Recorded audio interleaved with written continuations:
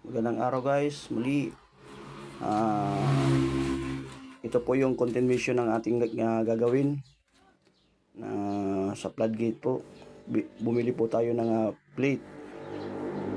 Dito po ako bumili ng plate makapal. 1 inch po ang kapal niya.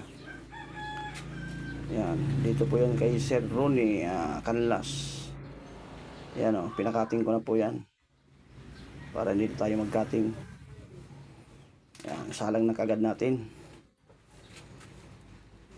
Forward na natin para mabilis.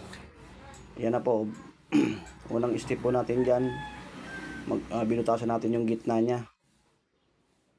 Para pag nag-machine tayo, kasi papasok din yung nut ni. Magandang araw sa lahat ng mga viewers.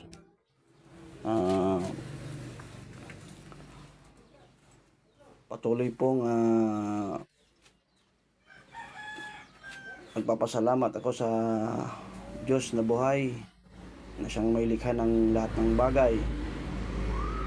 Lahat ng mga bagay na nakikita, maging ang bagay na hindi nakikita, siya ang may likha. Sabi po yan ng Biblia. Kaya ganun dakila ang Panginoon. Walang makapapantay sa kapangyarihan niya. Kaya nga tayo po ay nananampalataya sa Kanya na siya ang may likha sa atin at sa lahat ng bagay na nandito sa lupa. Maraming salamat sa lahat ng mga viewers at patuloy po nating ipagpasalamat ang bawat araw na binibigyan tayo ng patuloy na buhay ng Panginoon. Yung lakas, kasi pagka mahina na tayo, hindi na po tayo makapaghanap buhay. Pero pag salamat sa kabutihan ng Panginoon na binibigyan niya tayo ng yung strength, yung kalakasan ng ating physical na katawan upang tayo po ay makapaghanap buhay. Ayan. Salamat sa kanyang pag-iingat sa lahat ng araw, sa lahat ng oras na ginagad niya tayo at hindi niya tayo pinababayaan sa lahat ng ating mga gagawin.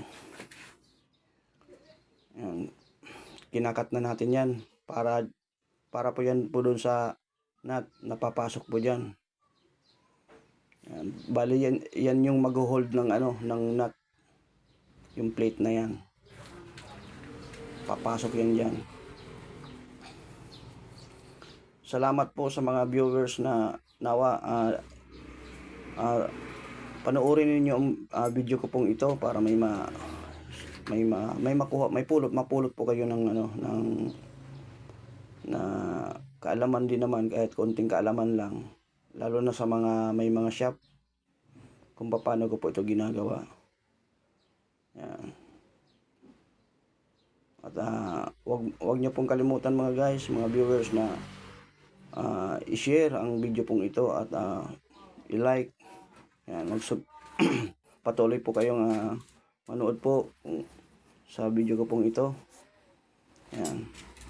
Sinishare ko po ito sa lahat ng mga viewers na gustong magpagawa, o kay mga customer na gustong magpagawa ng ganito pong project, o kay may mga kontraktor sa mga sa mga floodgate, sa mga saniya. Yan, gumagawa po tayo niyan.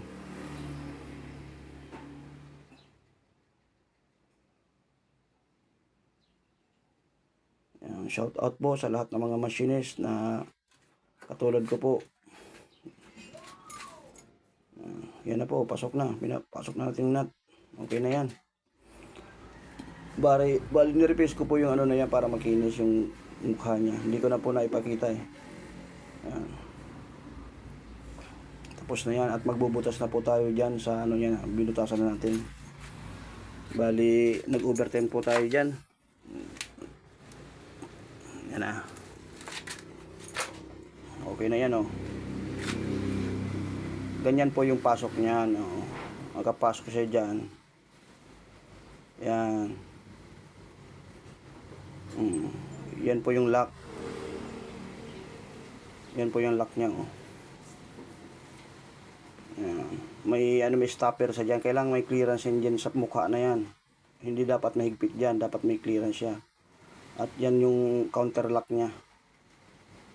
Yan. Dyan yung naka-welding po yung manibila niya. Yung pinipihit niya. Para pag pinihit mo siya, magaan lang siya kasi manibila malaki yan eh. Yan nga, kinakamay ko lang yan. Kinakamay ko lang yan. Ay paano kung manibila na yan? Naka-welding yan. Malambot lang yun. Ikutin. Yan, salamat guys sa panonood ninyo. Pagpalain kayo ng Panginoon. God bless po sa lahat.